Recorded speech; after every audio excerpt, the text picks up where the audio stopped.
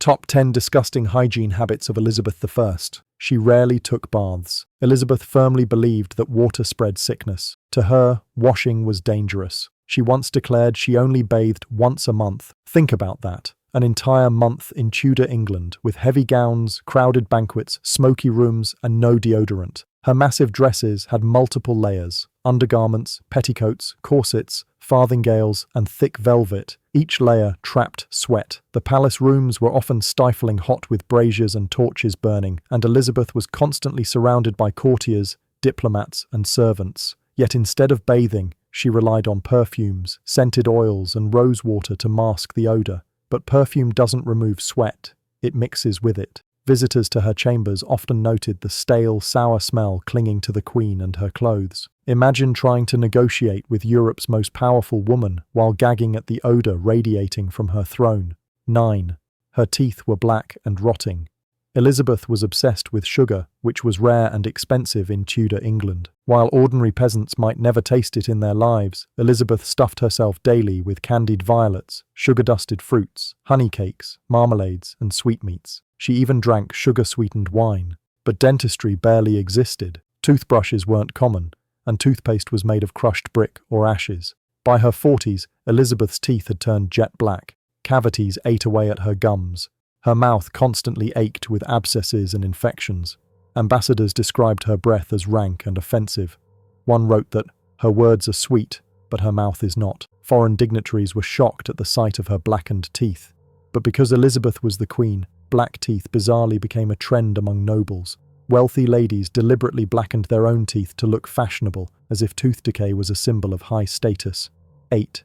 She caked her face with poison. Elizabeth's famous pale skin was not natural beauty, it was a deadly mask of poison. She painted her face with Venetian ceruse, a cosmetic made from white lead and vinegar. Every time she applied it, the toxic paste seeped into her skin, eating it alive. At first, it gave her a smooth, porcelain glow, but as the years passed, her skin began to blister and crack. The ceruse destroyed her pores, making her face rough, scaly, and covered in sores. To hide the damage, she simply added more layers of lead paint. It became a vicious cycle. The more her face rotted, the more makeup she wore. She even mixed egg whites and powdered borax into the paste to create a glossy effect. But this made her skin tighten so severely that her face looked frozen, like a living death mask. By her later years, she wasn't just wearing makeup, she was literally entombed in it. 7. Her wig collection hid lice. As the lead makeup destroyed her skin, it also caused her natural hair to fall out. By middle age, Elizabeth was balding, her once bright red hair reduced to thin, patchy strands. To keep her youthful image, she wore a vast collection of wigs, curled, jeweled, and dyed flame red. But wigs in Tudor England were filthy. They were made of human hair or horsehair, stitched onto caps that soaked up sweat and oil. Worse, they were crawling with lice, fleas, and sometimes even maggots. Elizabeth's servants powdered them heavily with crushed herbs and scented powders, but no amount of perfume could mask the infestation. Ladies in waiting often had to pick lice eggs from the seams of her wigs. Some wrote that the wigs themselves began to stink with corruption when stored too long. Beneath her royal crown was not a halo of fiery hair, but a nest of crawling vermin. 6. Her dresses were never washed. Elizabeth's gowns were works of art, encrusted with jewels, pearls, gold thread, and intricate embroidery. But they were nearly impossible to clean.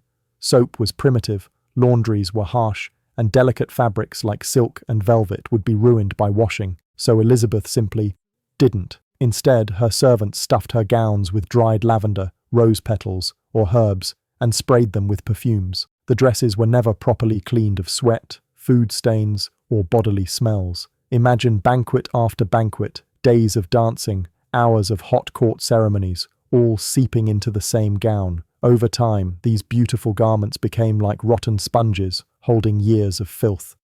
The sweet smell of herbs mixed with the stench of sweat, creating a nauseating perfume of decay. 5. Her palaces were clogged with filth. Elizabeth's palaces were not glamorous paradises, they were cesspits. There were no proper sewage systems, so waste was dumped out of windows into courtyards or nearby ditches.